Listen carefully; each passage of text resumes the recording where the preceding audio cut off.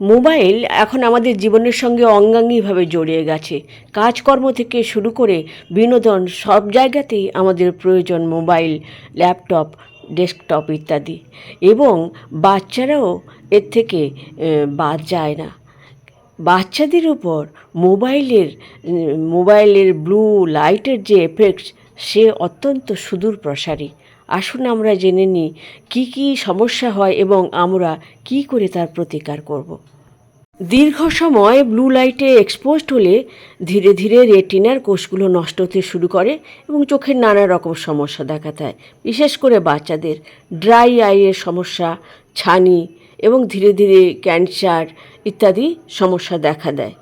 National I ইনস্টিটিউটের স্টাডিতে দেখা গেছে যে বাচ্চাদের চোখে ব্লু লাইটের অ্যাবজর্পশান খুব বেশি হয় এই ডিজিটাল ডিভাইস থেকে।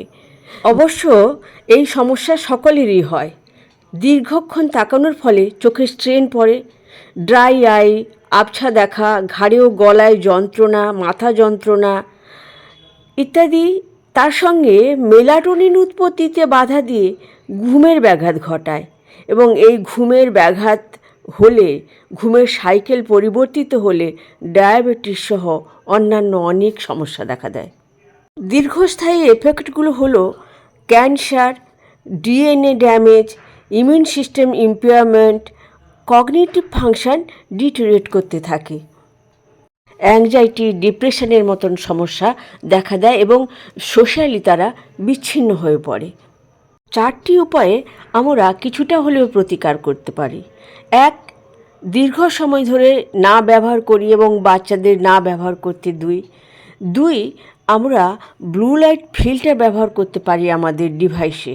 3 নম্বর হলো আমরা 20-20-20 রুলস ফলো করব। এটি হলো প্রতি 20 মিনিটে 20 সেকেন্ড ধরে 20 ফুট দূরত্বে তাকাবো। এটি অত্যন্ত এফেক্টিভ। এবং 4 নম্বরটি হলো আমরা সোজা হয়ে বসবো এবং যতটা সম্ভব দূরত্ব বজায় রেখে আমাদের ডিভাইসগুলো দেখতে থাকবো এবং ঘুমানোর সময় বা যখন ব্যবহার করছি না সেগুলো একটু দূরে রাখবো।